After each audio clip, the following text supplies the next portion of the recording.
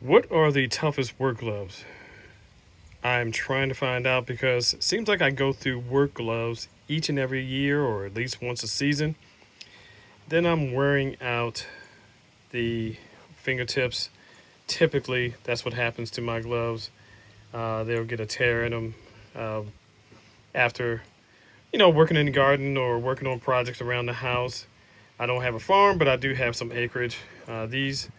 I like these because they had, knuckle protection if you're working on something.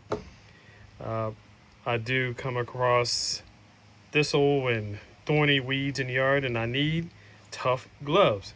So I picked these up today. Wells Lamont Work and Home Gloves. It says heavy duty, similar to what I always get. Um, but these said farming, outdoor work, and construction.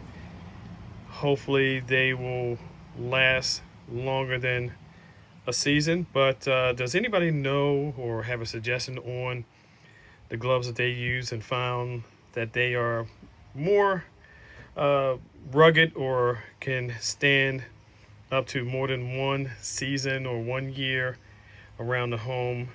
I really would like to know. So please leave a comment on what you use and what you found out, or if these um, cowhide gloves are the best or something else.